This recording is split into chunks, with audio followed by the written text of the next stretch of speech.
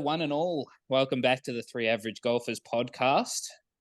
I thought we could start with a bit of a quote, words to live by this week.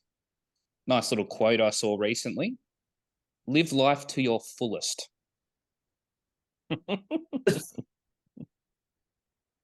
Original. Not life to the fullest, to your fullest. Would you like to know where I saw it? Go on. I saw it in a Red Rooster drive-through. Oh, of course you did. Oh, Yeah. So you're the only one in the last 10 years that's seen that. Red Rooter. I could well be. No, they do. How they're up and running. They do good chips. One might say better than KFC. I'll take your word for it, mate. I wouldn't know. Would not know. You might have to. Yeah. All right. How about we crack into it then? Mm-hmm.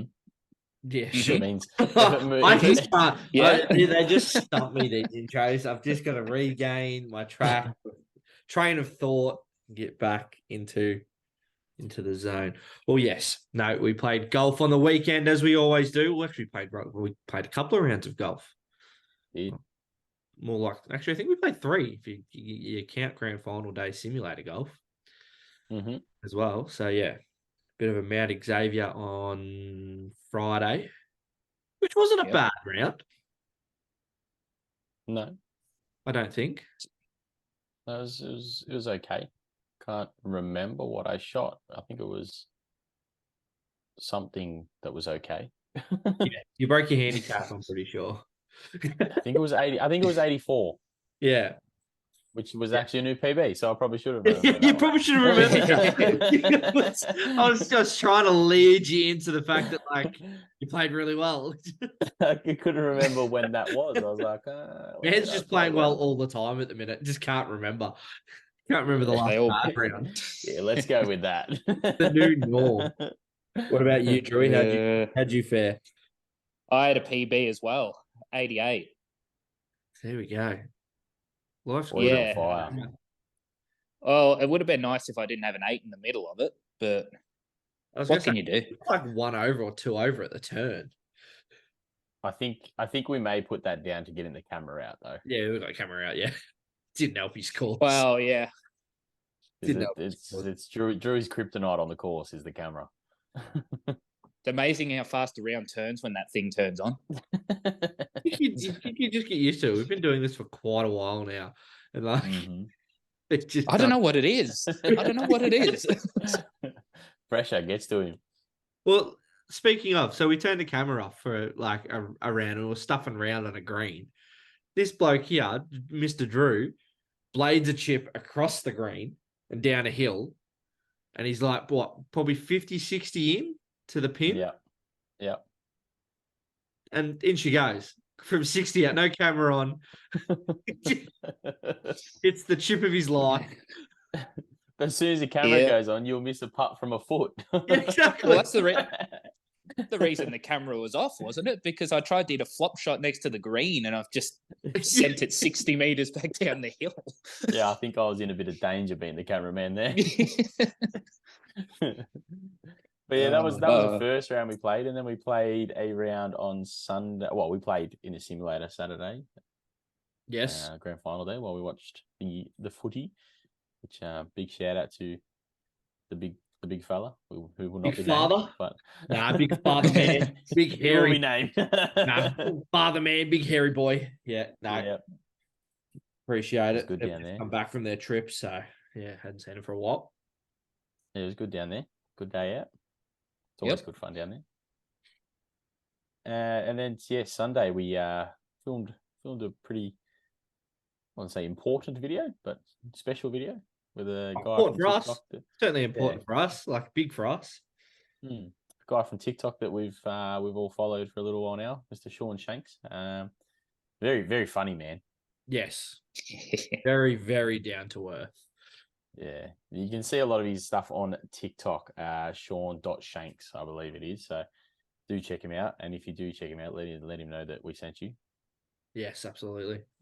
No, and yeah, no, it was extremely enjoyable. One of the more enjoyable rounds I've played.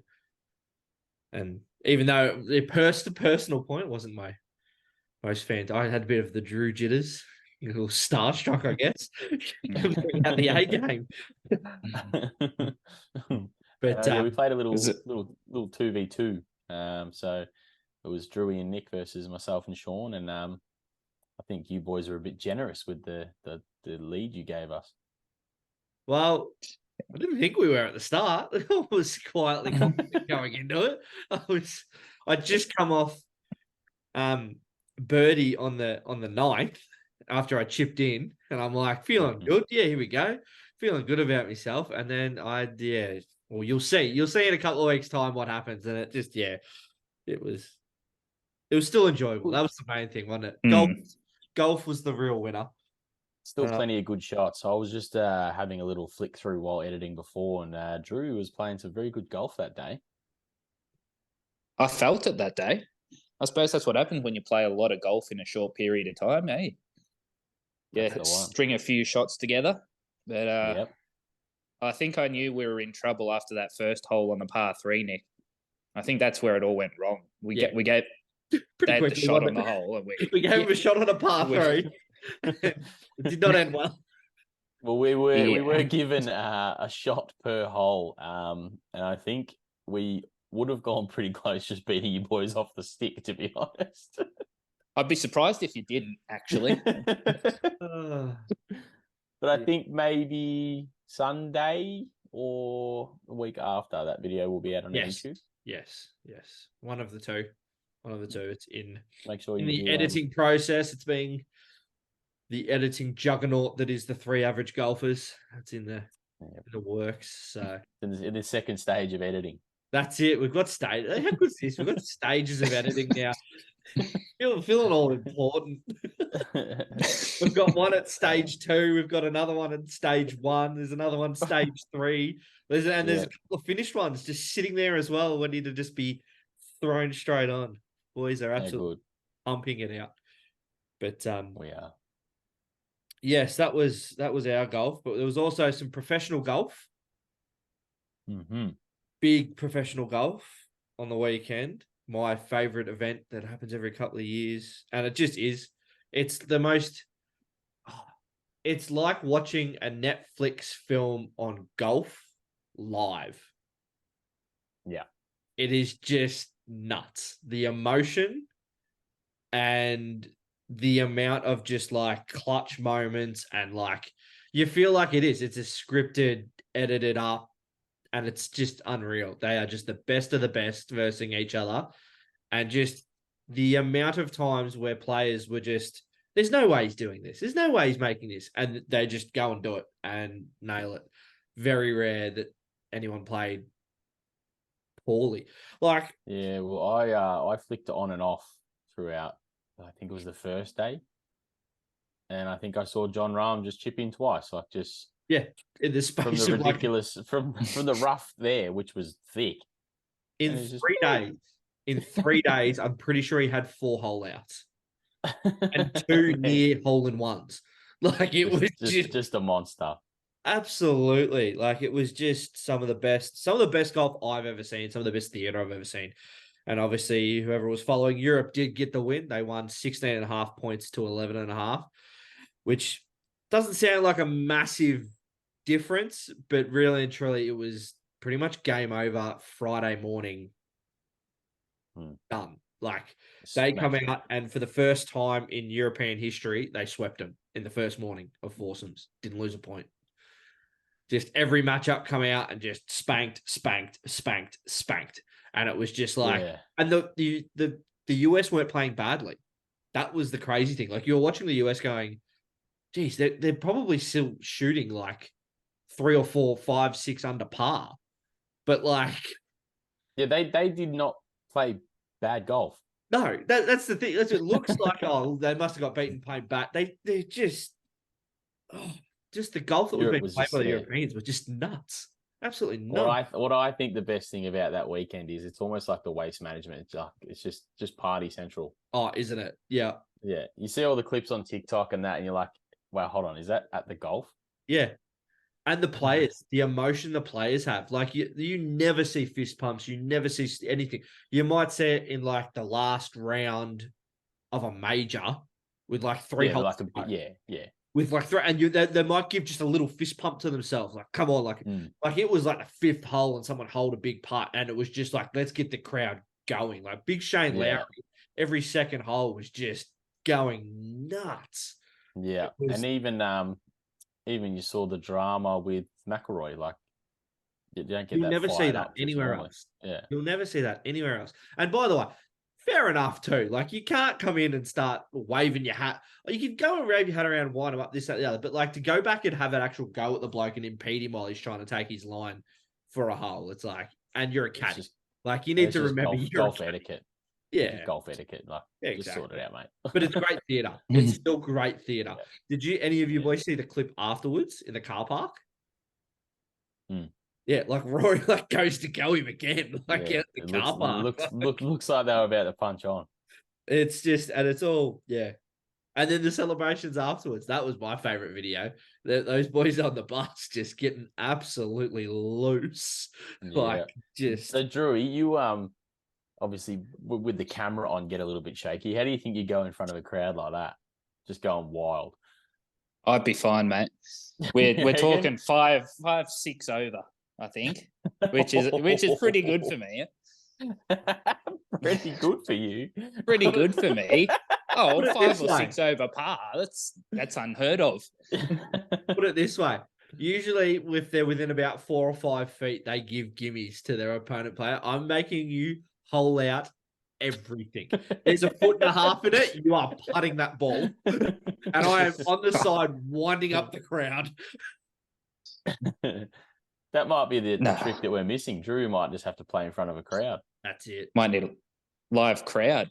No, it'll probably end like that. What was it? Grant Horvat, where he's hit it into the crowd. Oh, probably end like Garrett that. Clark. Yeah. Garrett Clark. Yeah. You see, I don't like to watch anyone that's better than me. So that's why I watch a lot of golf. That's why he doesn't watch our videos. Exactly. Sells himself out on that too as well. Like, just puts his foot in it every time. Yeah. I've heard it's good stuff. Heard this podcast is good. I've heard good things. You've heard good things. It's all about the intro. I see those because they get clipped. I'm very careful about that. I think that's why he didn't have one today. Yeah, that's still getting clipped. He's just exposed himself as a Red Rooster reader. I stand by that. I've got no problem with that getting out. Flying the flag. That's it. Back to the golf. Back to the European. Well, maybe get back to the golf. Let's get back to the European Cup. Just some quick stats for you about some of the players and just how well they played. Rory McIlroy, in his 5 games that he played, he scored 4.5 points. So 4 wins, 1 tie, 0 losses. Okay, so a point is a win. 3. Sorry, yes, is a win. Every single point is a win, and ties are half points. Yep. Tyrrell Hatton had 3-0-1. Victor Hovland had 3-1-1. Tommy Fleetwood had 3-1, didn't lose, and John Rahm went 2-2. So, just like big stars were out in force. Oh, but just this is the other thing. This is how well they played. So the US have the world number 1 in Scotty Scheffler. And they come up against Victor Hovland, who was the FedEx Cup champ, and Ludwig Aberg. Aberg? I heard them trying to say it on the thing. I'm getting closer to what it sounds like now. But he's a rookie, and he's only been a professional golfer for like 4 months. Versus Scotty Scheffler and Brooks Koepka. So, and they got beaten 9-7 in match play. They only played 10 holes. Smashed them. Like, to the point where, and it shows how much it means, because it did. It panned to Scotty Scheffler after the game, just in tears. Like, just absolutely in tears. Couldn't believe what had just happened. Like, he just, Yeah.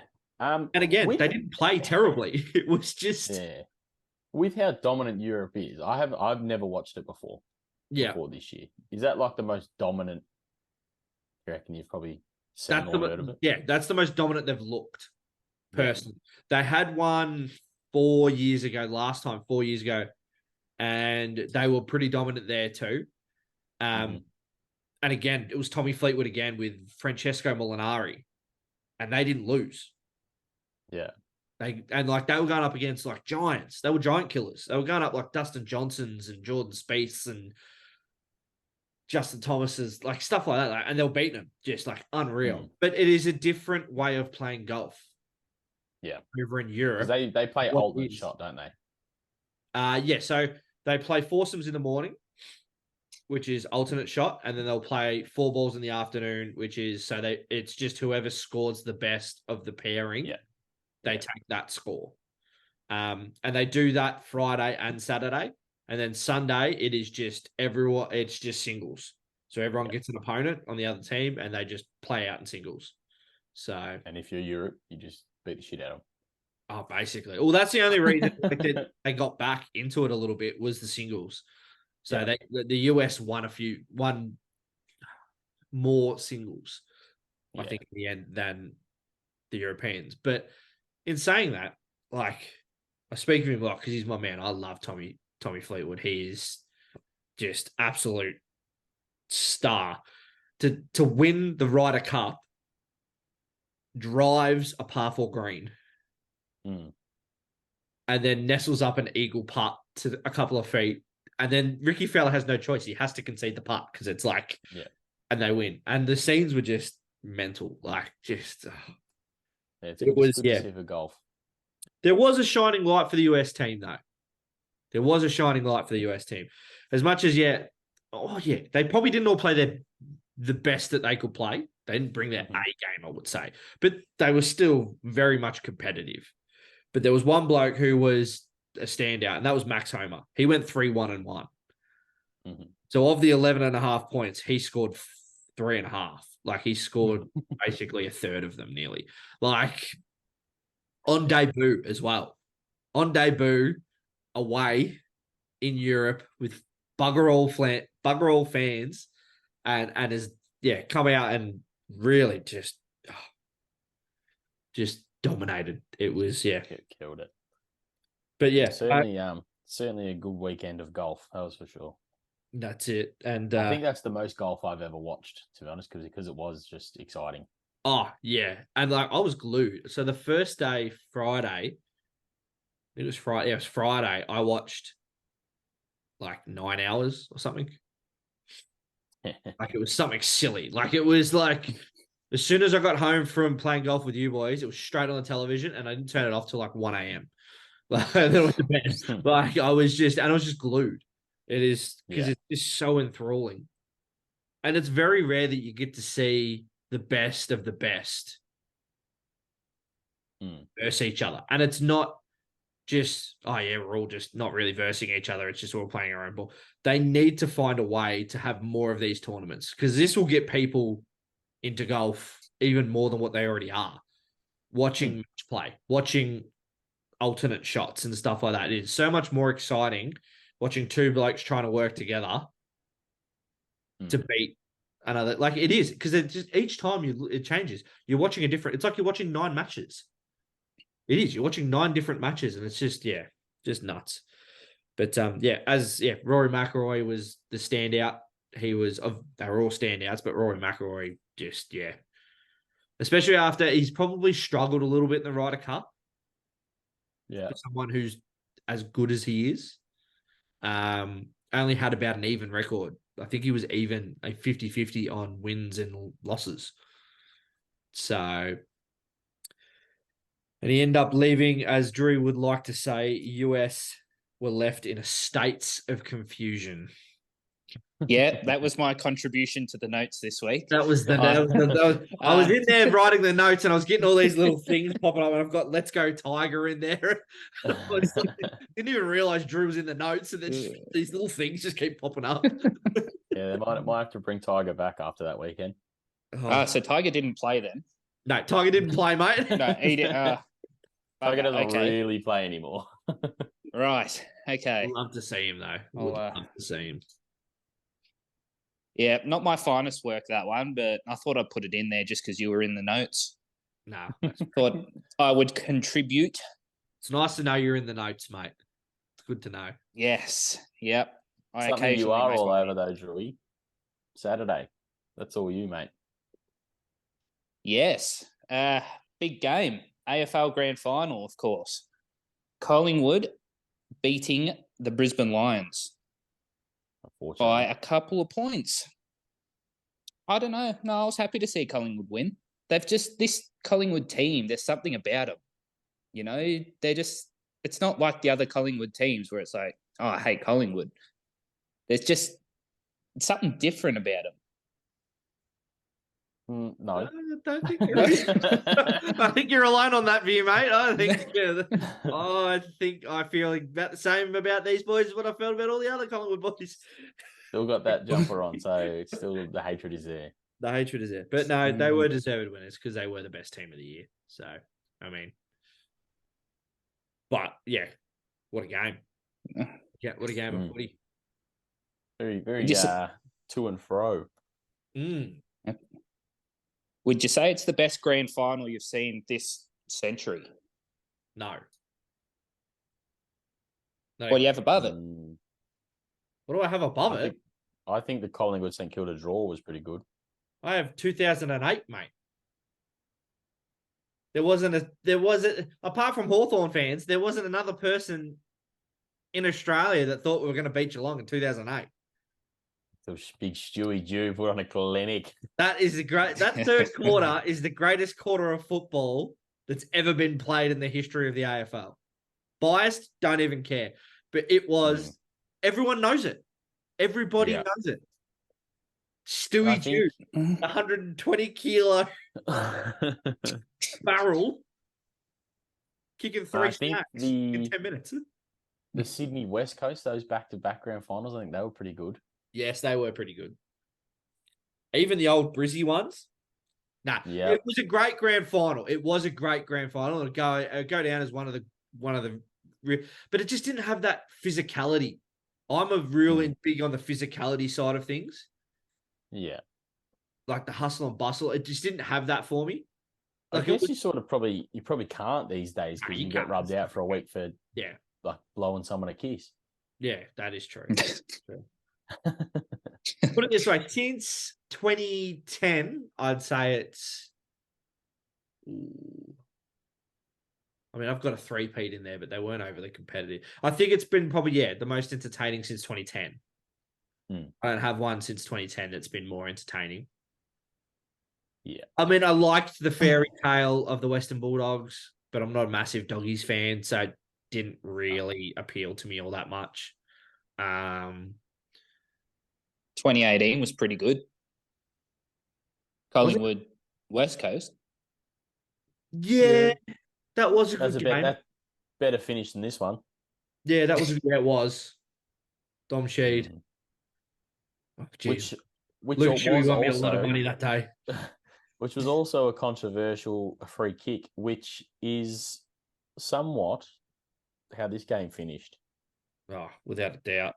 I don't think there's anyone going around, even Collingwood supporters know that they hadn't paid an advantage all game. I've never seen an advantage paid. They stopped. A bloke got tackled, he threw it on the boot, and they've called advantage. It went straight up in the air. It's certainly interesting, but it's one of those things. If you let the game get to a point where a free kick loses you the game, then you haven't done enough to win. So like it's obviously sad to see for Brisbane supporters, but what can you do? They're not going to reverse. Exactly. There's bad calls made in games. That just it is what it is. But we're recording this on a Tuesday night, and I think there'd still be a lot of the Collingwood boys out partying. Mason Cox, I think, is. I've seen a couple of things pop up of Mason Cox. He's very much enjoying himself. How's the form on Ginnivan to go to the races the night before? I love it. I love every bit of it. Absolutely every single bit of it. I feel like if it's something you enjoy and it calms you down, like which keeps you cool, like just go for it. As long as you're not drinking. What's the difference between him going to the races? If he was drinking, completely different. But he wasn't. He just went to the races. So what's the difference from him being at the races to him sitting on his couch watching the races? There isn't. Or going out for dinner with your family. Like, it's not a case of, it's the night before, you can't leave your house. Can't do anything. Like, there's just nitpicking because... Yeah, it's Ginnivan. Yeah, it's Did you see his Mad Monday costume? Yeah, the jockey. Yeah, dressed up as a jockey. I loved that. Yeah. I love, so you know who I love? Yeah. Ollie Markov rocking up in the cult. Oh, yeah. What could have been? We'll never know. He's a very funny man, that one. He seems like an absolute character. Oh, yeah. Terrific mustache. Oh, isn't it? Yeah.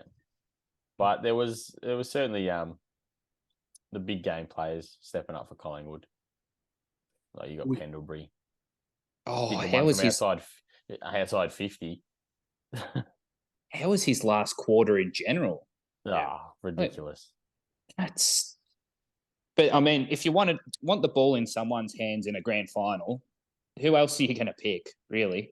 The man with the most time that anyone has ever. I've never seen a footballer ever have more time on a field to just like have the football, have 9 blokes around him, take a second, and like feels like the game stops. Yeah. And everyone just goes, "What you gonna do?" Yeah.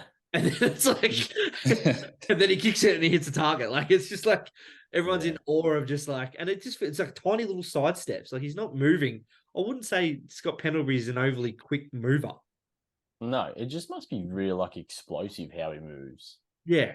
I think he just never makes it. I think it's just he never makes a bad decision. If you don't make a bad decision, it looks amazing every time. Like, it's very rare you ever see him. Very rare.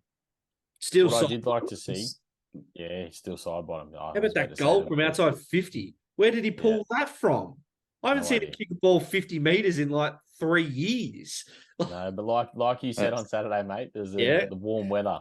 Warm weather. Got a bit softer. It heats up the ball. The ball goes further. What I did like to see though was a little small forward doing his best work.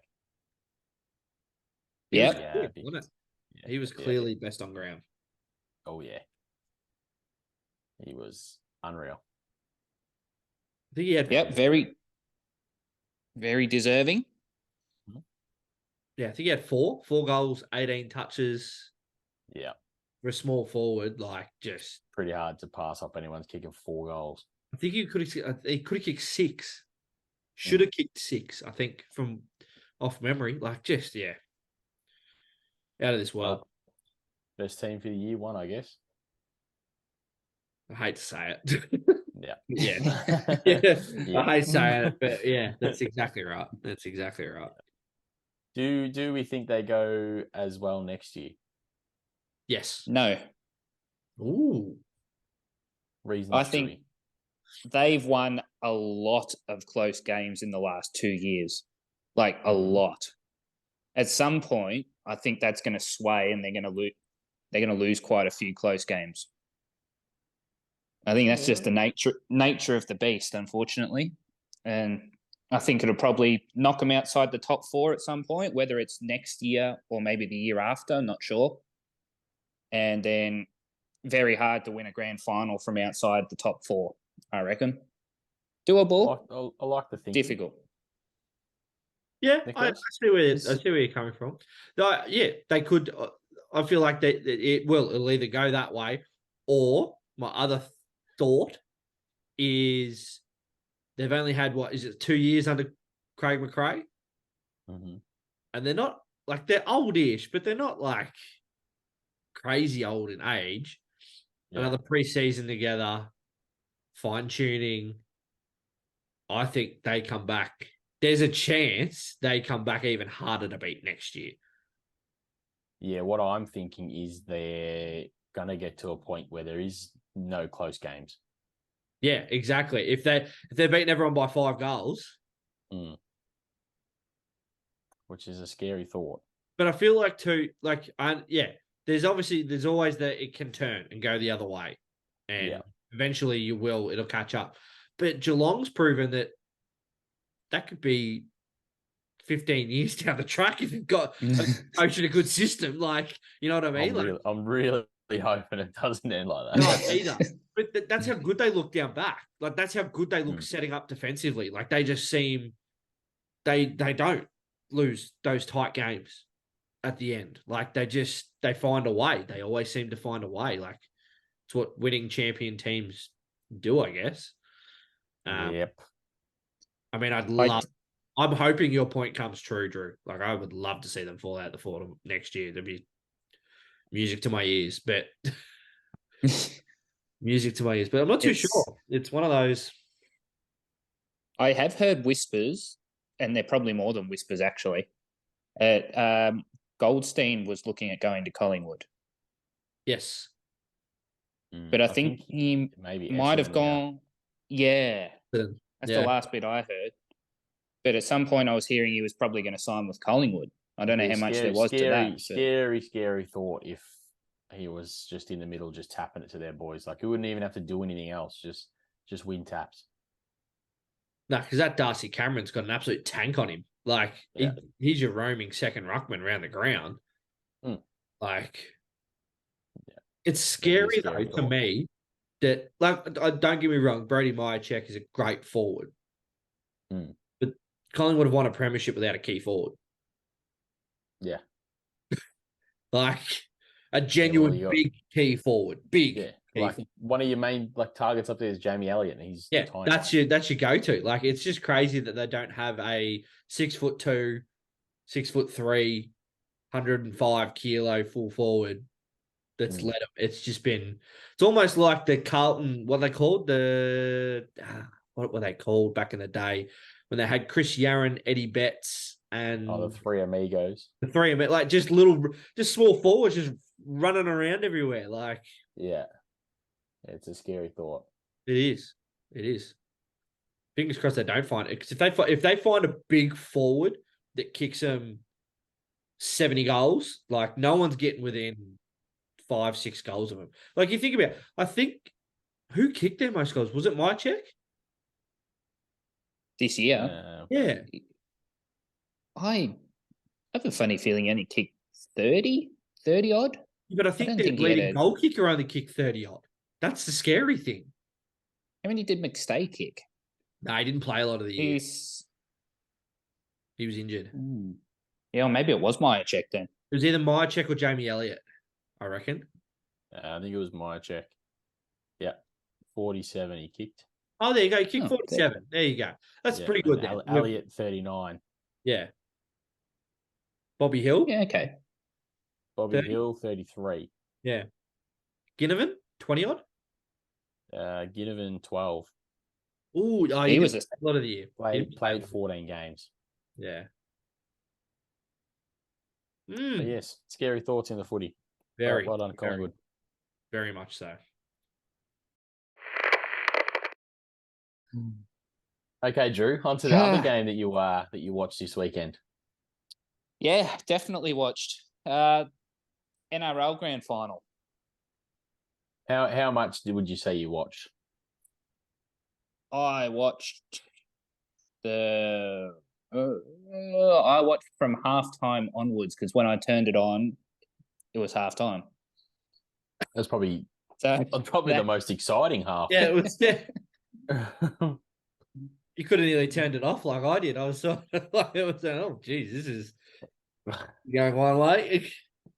What a game! Yeah. First half, very, very quick, brutal stuff, wasn't it? Though, like I said in the broadcast, they were never going to be able to keep that pace. The game was going to open up. It was just it was nuts. Just absolutely Talk about AFL. Talk about grand final. Just generally grand final, like, physicality. That was it. That was Origin. Yeah. That was Origin type. Like, These big boys were just running full head of steam. Yeah, just ready to just kill for their clubs. Yeah, it was really exciting stuff because that whole first half, you're like, oh, when is this going to open up? Yeah, exactly. Yeah, and uncharacteristic of Penrith, they just come in the second half flat.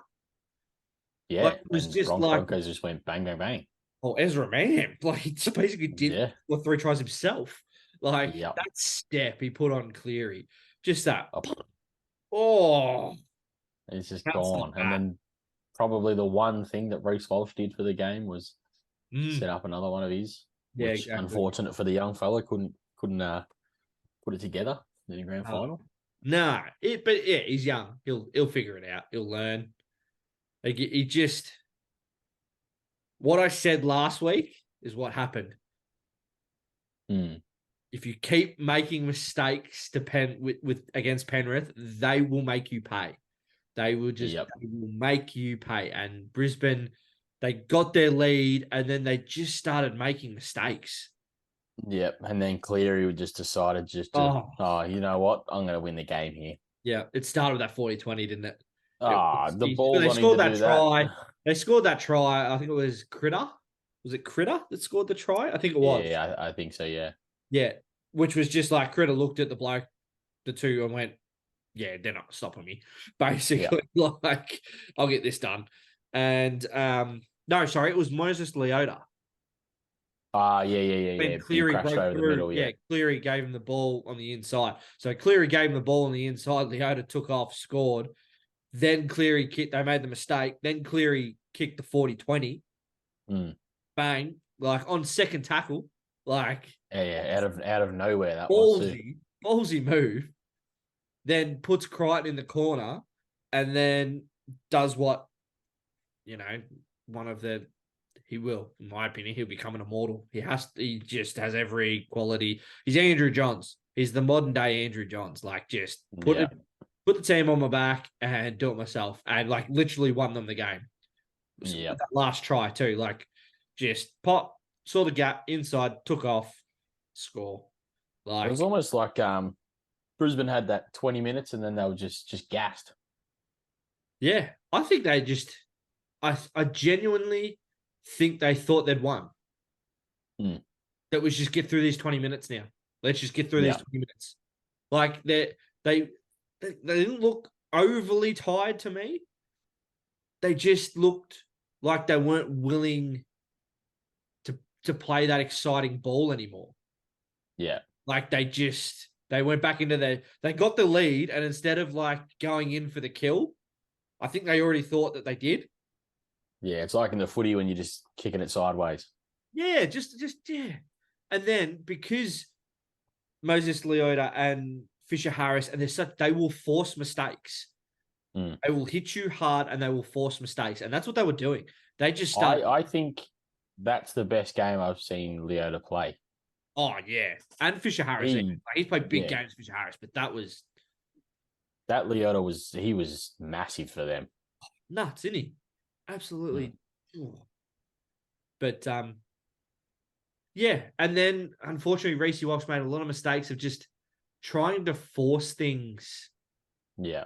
Instead of letting it naturally. He's so good at naturally letting things happen. And I feel the occasion got to him, he was just trying to force it. Well, that was like when he was caught in goal and he just ran completely sideways. Yeah. Normally he's picked a gap by then already. Yeah, exactly. He just indecisive, not sure of it. But, which you put down to being young. That last play. It was still one of those things. It was still a Hail Mary to a point. But it was like second tackle when he made that mistake at the end of the game. Yeah. And that was purely trying to force something. But you've got 3 more tackles. Let's naturally shift the ball. Just start shifting the ball. You don't have to force such a low percentage play. Yeah. There. Because if you fuck it, that's it. It's done then. And it was. That was it. And you just... But yeah. Best thing is... he'll come back. Yeah, he'll come back better and strong.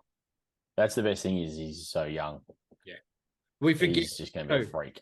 When we're watching it, we forget that we're looking at a 20-year-old, 21-year-old kid. Like, it's even the so same with harsh on him. Cleary. Yeah, Cleary's only 25. Like, yeah, it's like, wow. But the crazy thing is, Cleary's been doing this for 5 years. Like, he did. He burst onto the scene, or didn't burst on the scene. Everyone knew it was coming from a young age. They knew that this kid was going to be a prodigy, and it's just, yeah. And now he's going to do it for another 5.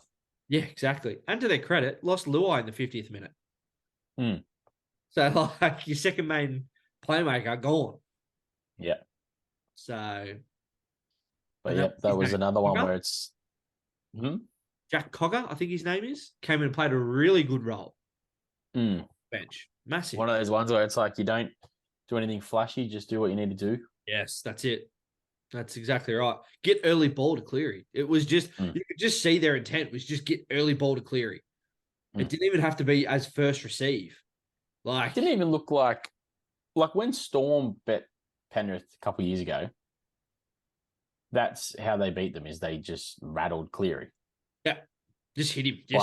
Just into him. Broncos didn't even look like they wanted to go near Gun him. shy. Yeah. Yeah. Gun shy. But again, I feel like the game's changed a lot since 2 years ago.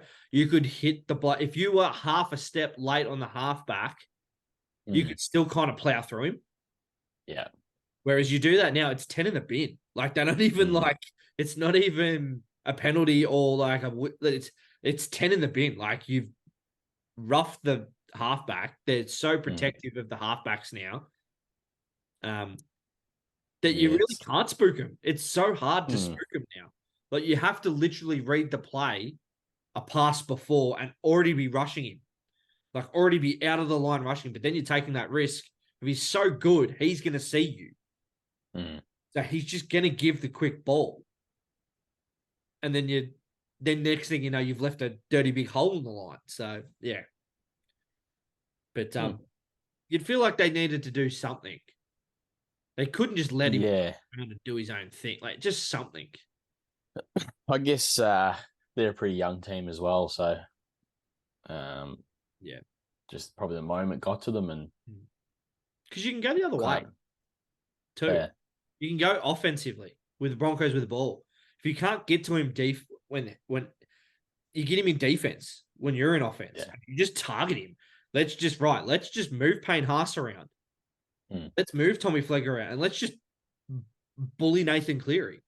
Yeah, make him tackle. Yeah, make him tackle and run hard. Like, run hard and just straight at him.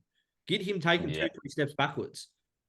And then when you're on the ground, as dirty as it sounds, you do. You rub your elbows into him and you do all that type of stuff. Like, you rough into him. Because it rattles anybody. We're all human, so. But that's it. We're witnessing, probably, as they said on the coverage, the greatest team in the modern era. Yeah, for sure. They're unreal. And there's every chance they do it again next year. Like, there is just... Yeah. Well, really, I think they only lose Crichton. And Spencer Leniu. Yeah, Spencer Leniu goes to the Roosters as well. But he just comes off the bench. He's just a good player off the bench. It's nothing massive. Yeah. And it's whether Jerome Luai stays or goes. But I think he's still got a year, hasn't he? He could do, yeah. I'm not 100% sure on that one. But Critter's massive. That's a big has to get to a point now, like, because they've grown them all up from the juniors, that they're all going to be worth too much money and they're going to have to go. Yeah, exactly. Yeah, you only get those rare few. It's very rare that you can keep them. It's Storm, essentially. You need to find that kind of culture that we were just so lucky that if you are able to pay those 4 big blokes 5, you spine enough, everyone else takes pennies to be with them. Well, it almost seems like Penrith is sort of building that same culture. Yeah. Like, they're the team to beat. They're going to stay the team to beat. Yeah, I think they will. But it was another grand final that the team who finished first won. I tell you what a weekend of sport.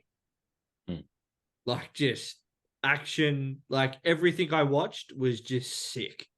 Yeah, well, both grand finals were it's just like close. Just sick. Yeah, it's a good weekend. Before we get into the quiz, boys, I've got some semi breaking news about a star footballer possibly on the move Mm-hmm. in Clayton Oliver of the Melbourne Football Club. So Melbourne are apparently open to trading the midfielder, with rival clubs already inquiring about his availability. The response these clubs have been received has left the door ajar. So they haven't been told straight no. They've been told, if you can give us what we want, you can have him, if he agrees to go. Now, apparently it's got something to do with frustration and concerns from teammates. I think I read something earlier. It's because of how he reacts to things as well. Like he just sooks and blows up. So he's got typical Ranger disease. Yeah. So I'm assuming that's probably caused a bit of a rift with the teammates then. Interesting stuff. Petrarca's probably not sharing all his meals with him. Probably not. All those or his glorious. Well, apparently also Clayton Oliver has been complaining about the club as well to friends. So the sources are saying that he's told friends that it was Melbourne's fault that his hamstring wasn't healed and done in the right way. He's blaming the club, not himself. Very interesting. Yep. Bit of the downfall of Melbourne. And Melbourne have turned around. Melbourne have turned around and said, well, he didn't show enough professionalism in his rehabilitation. So they're pointing the finger.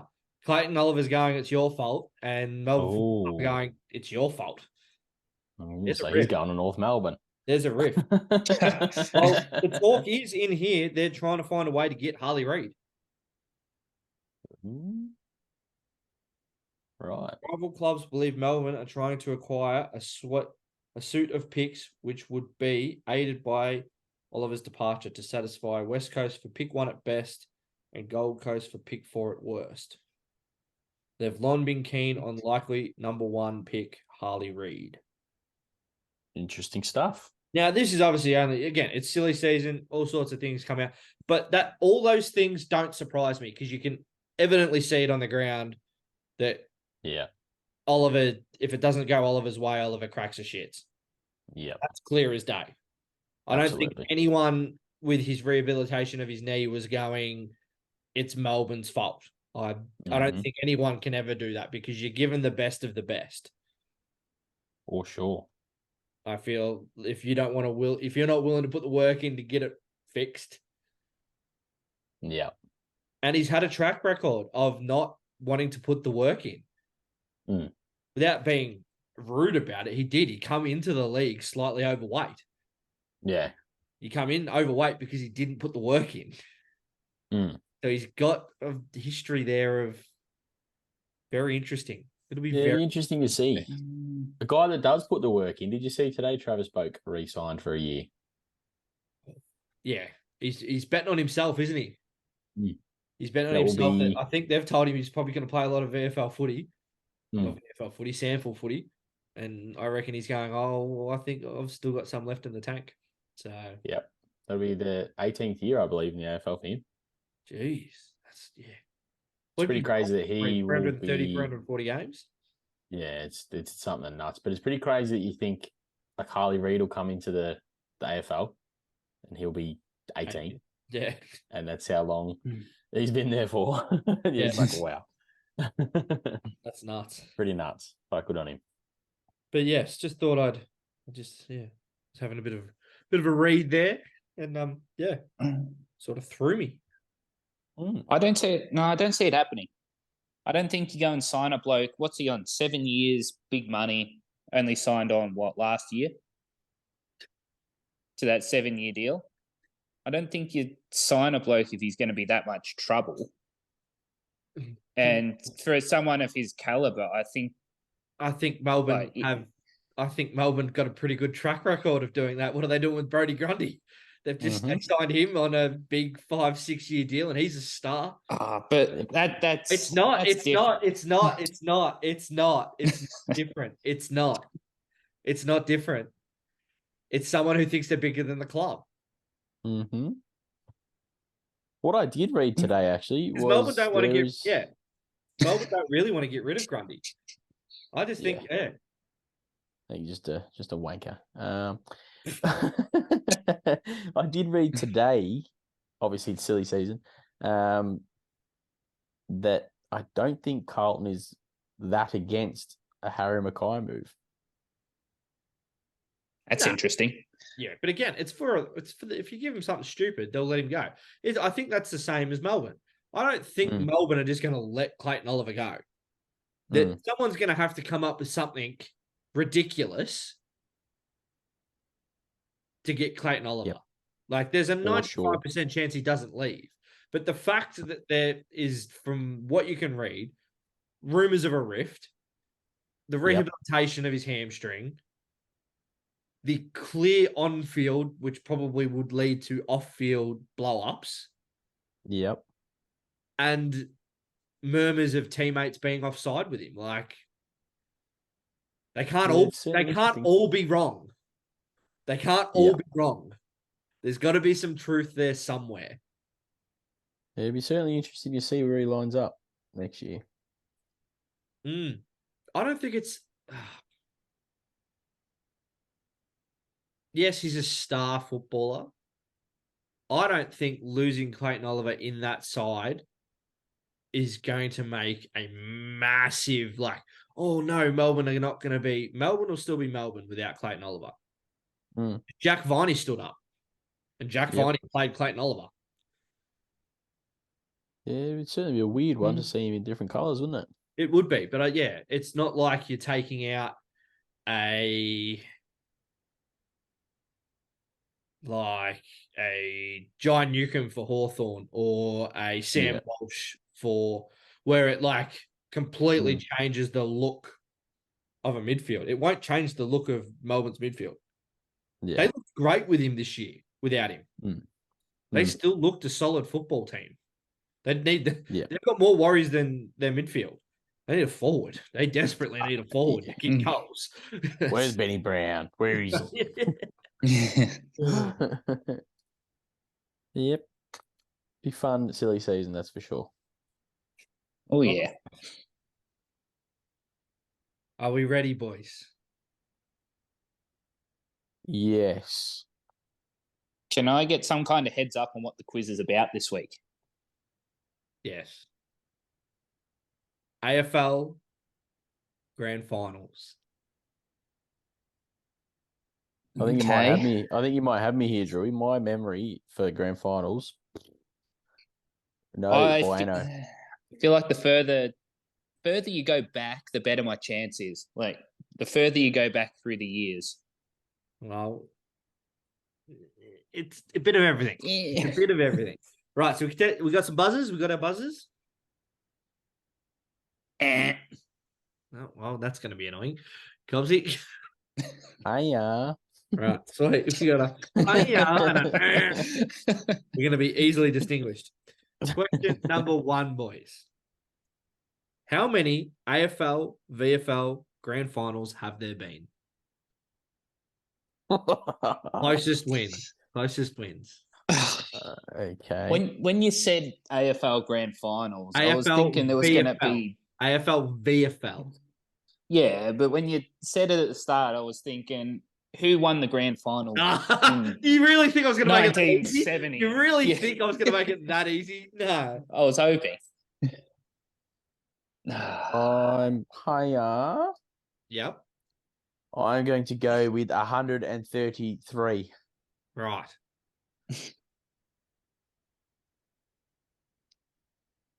What are we now? I'm going to go 140. It is Cobsy correct. It is 128 grand finals. Oh, let's go. I think because like the first one was like 1908 or something. Yeah, and there's been like 3 or 4 replays as well, which count as grand finals on top of. Good mathing, Cobsy. Good mathing. Yeah, good work. Proud of myself there. Well done. Question. So it's 1-0. Come on, Dewey. Question number 2. 3 teams have won the most premierships in AFL VFL history. Who are they, and how many have they won? No, he got you. You got in there first. Go what? Carlton. Yep. Essendon. Yep. And now Collingwood. Yep. And how many is that? 16. Correct. That is a correct answer. Yeah. I was waiting for like the little twist to the question. I was like, no, with early questions. You can't make the early questions too difficult because then otherwise you've got nowhere to go at the end. Yeah. I was like, oh, okay. Thank you. Question number 3. Who was the last team? Oh, geez. Who was the last team to win 3 grand finals in a row?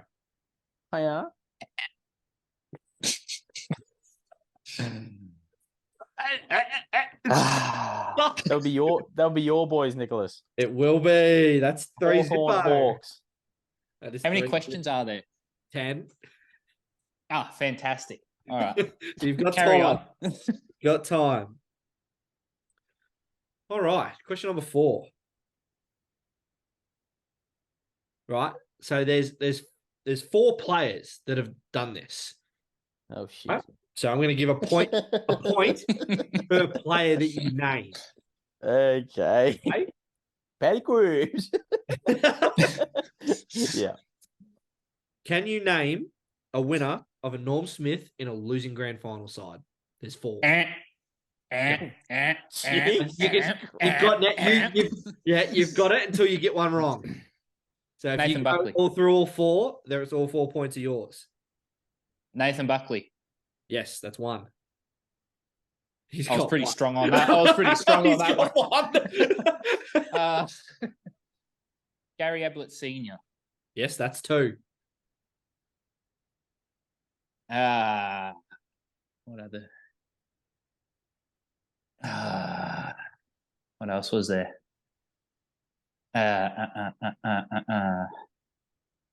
It's back to 3-2 here.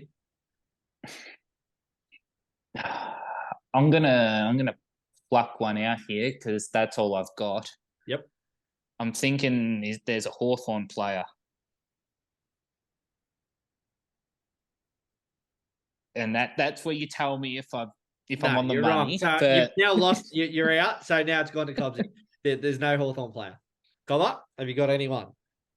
Let's try. McLeod? Sorry? McLeod? No. Andrew McLeod won 2 in winning teams. Right. Right, Well, so I'm going to give you the other 2 years in which they happened. So give you a bit of context. All right. So the 2 years are 1982 and 2005. 2005. Who played in 2005? Was it Chris Judd? There's the 3rd point. Drew's up to 3-3. Chris Judd was the 3rd player. This is where I get into trouble because I'm just like, what? Right. Who even played in like the 1980 is a Richmond footballer. Oh, all right. I think who was playing. I'm actually going off memory. You think? I may be wrong. Okay. Was Kevin Bartlett playing at that stage? That's who I was thinking. But then if he thinks it's a Richmond player, then it can't be him, surely. Oh, who else played for Richmond back then? Not Richo. All right. No. I'm going to give you boys another clue. And you have to buzz in before you can't just blurt out the name. All right? Okay. He's an Aboriginal footballer.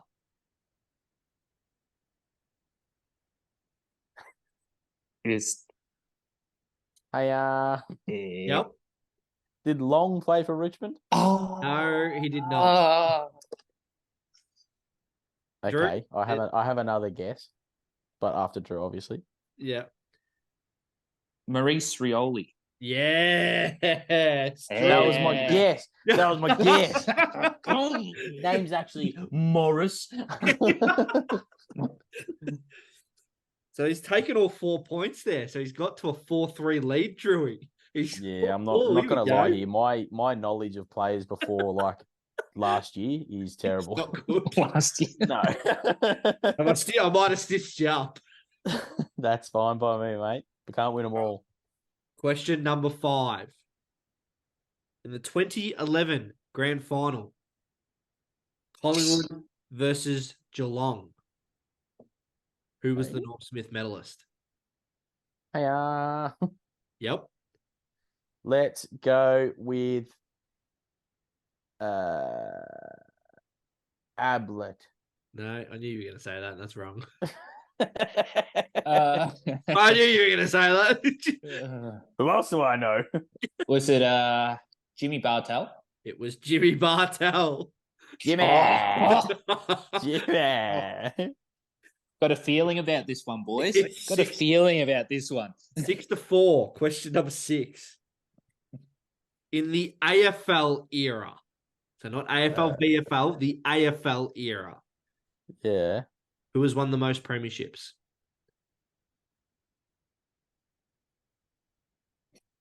Hiya. Yep. Let's go with.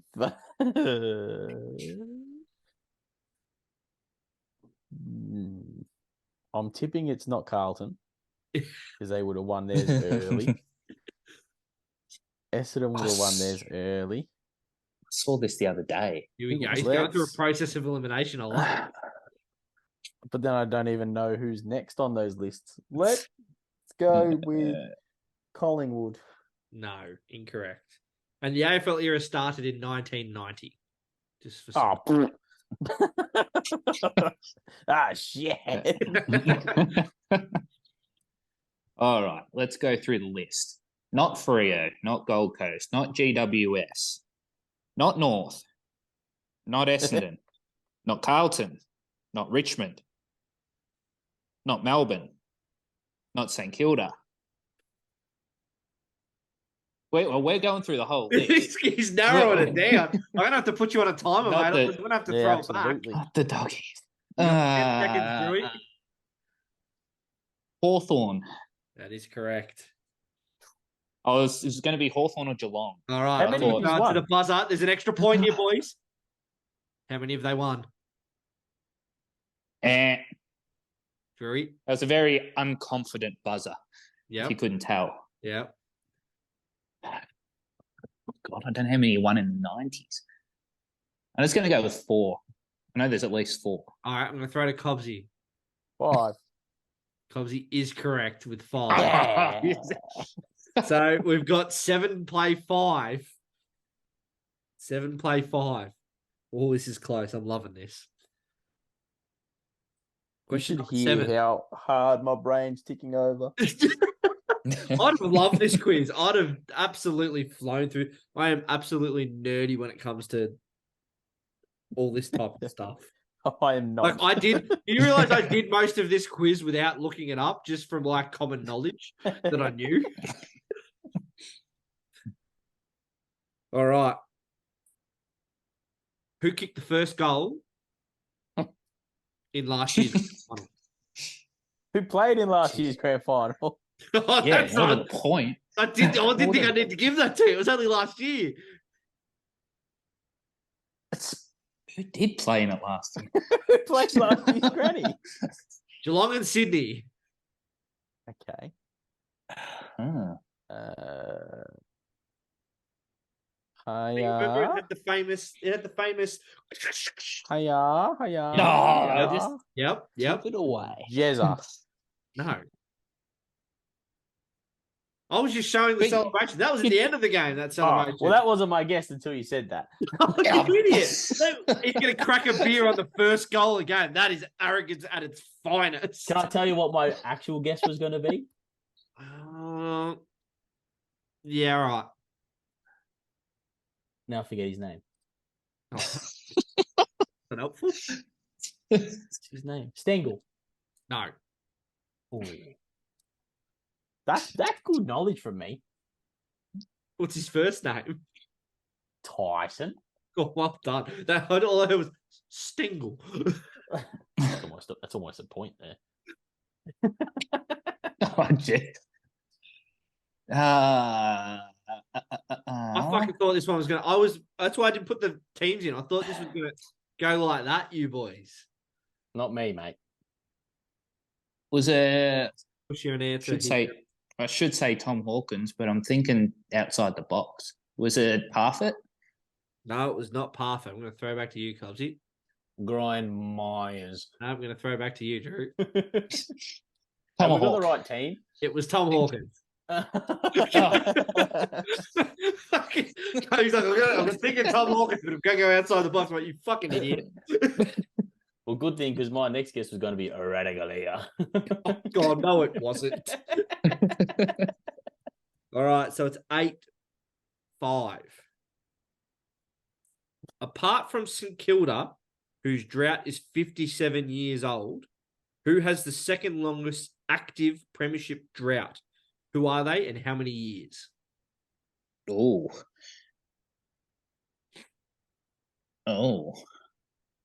The Parramatta Eels. You fucking. I can't think of you anymore. Hasn't won one for ages.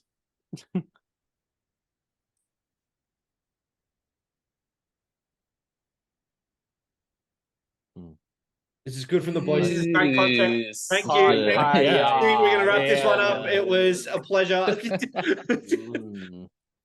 Let's hire. Yes. It's not them that I was just thinking. Or them. Let's go with not them. He starts thinking of him. He goes, "No, they won one not long ago." Yeah. Let's go with Carlton. Incorrect. They won one in 1995. Yeah, before I was born. Drew? It's been 28 years for that, so that's. We're gonna go with some rapid fire here, boys. We need to really. I'm gonna. Righto. No, let's Fremantle. Yes, correct. How many years? When did they enter the league? Was it 92? 31 years. I'm gonna throw to you, Cobber. 30 years. I'm gonna throw to you, Drew. I was gonna say if he's done this again to me. 33 years. I'm gonna throw to you, Cobsy. 32 years. I'm gonna throw to you, Drew. 31 years. You said this before. No, throw to you, Cobber. 34 years. Oh, for fuck's no, I'm gonna throw to you, Drew. 28 years. No, I'm gonna throw to you, Cobb. 27 years. No, I'm gonna throw to you. Somebody just Google it. Higher or lower? You've dead set gone all the way round the number. You've gone 29. Have we said 29? No, you hadn't. 29. You went 28, 27, 30, 31, 32, 33, 34. Bugger. Oh, well, this basically means Drew is going to win his first quiz, but there's still two more questions to go, boys. That's all right. Question number 9: Who has coached the most premierships? Yep. Not him. This again. Punched himself in and then ruled out his answer. I keep going, nah, it's probably not. Let's go with Gary Ayres. No. Is that a good guess, though? It's probably not a bad... Oh, Gary Ayres. No, I don't think Gary Ayres has won that many. He's won lots of VFL ones for Port Melbourne. Aha. That's probably where I've seen it then. Yeah. Would I have heard... Oh, actually, I think I have a guess. I'm going to push you hard for an answer here, Drew. Well, we're with me. Rob Barassi. No. Is it John McHale? I'm going to give it to you. It's Jock McHale. Oh, yes. And for a second point, how many? 7. I'm throw to you, Drew. 8. Well done. It was 8. That's good for me. That's bad. Yeah, that's real good from you. Right, the last question. I only knew that because I read it like 2 days ago. Oh, there you go. Who's played the most games of AFL, VFL football without a premiership? Yep. Yep. Oh, no, actually. How Don't worry, many times you boys going to do this? Don't worry, It's only the last 5 questions. Dustin Fletcher. Incorrect. Oh, no, he would have. Essendon won 2000. Yeah. Let's go with Nick Rewalt. No. Ooh, is that a good guess, though? Not a long What is this? This Was it a good guess? I'm trying to get some pity love. I'll have another guess. Yeah, you can have another guess at this point. I'm like, if you can't Robert see me Harvey. on camera, I am done with this quiz. Robert Harvey. Yes, Harvey. it was Robert Harvey. Yeah. How many games? Like fucking 387. Very close. I'm going to throw to you, Drew. 388. I'm going to throw to you, Cobsy. Oh, 385. I'm going to throw to you, Drew. This is fantastic content, by the way. This thing's going to go for 2 hours and nobody's going to listen past the first 10 minutes. 386. No, you're still wrong. 390. No, you're still wrong. Oh God. Can you stop this? Yeah, just Okay, it was 383. 383. Hey, Congratulations, Drew, on winning the worst quiz I've ever been a part of. Hey, but Cobbsy did well. I don't even know the final score. Well done, Drew. I think it was unanimous to Drewy, to be honest. Yes, it was. Good to see. So many people to thank. All right, Nicholas, I have a question for you. Hit me. What was the lowest winning score in a grand final? The lowest winning score? Yeah. As in like total score? Or like margin? Like just one team scored this and they won. I'm going with like 3 goals, 7, like 20 something. 23. I'm going to throw it to you, Drew. Lowest score. Was it during the...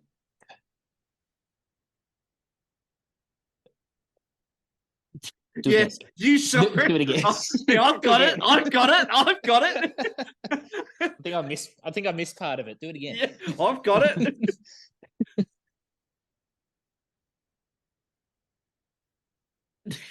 21. No. 25 or something, wasn't it? Yeah, that's the answer, mate. Well done. All right, if you've made it this far in the podcast, you shouldn't have. Thank you very much. We apologise. We apologise. Yeah. Shout out to Mama Juan for making sure that Nick's not cheating. Oh, yeah, exactly. Got given about cheating last week. But, yes, thank you very much. Drew will sign us off. Willie. All right. You know how I was going to open this? Do you remember that? I can't think of his name now. From the Saturday Arvo footy team. Remember that big opening spiel he did? Oh, yeah. Oh, Brett Kirk. Yeah, I was going to do a bit of a parody on that. But we're an interesting bunch here at the Saturday Arvo team. We are an interesting bunch. We've got. We're gonna speak with our hearts and our minds as we share ideas. Might not always agree with thing us. I've ever seen. I thought it would apply well here, but no. I think let's finish how we started. I think we should all live life to our fullest. We should all make a trip to Red Rooster when we have the chance. Yeah, and on that note, right, thanks, guys. See you later. We don't need to hear any more about Red Rooster on this podcast. I am putting my foot down. That is Go check out our socials. It's the same on everything. Bye.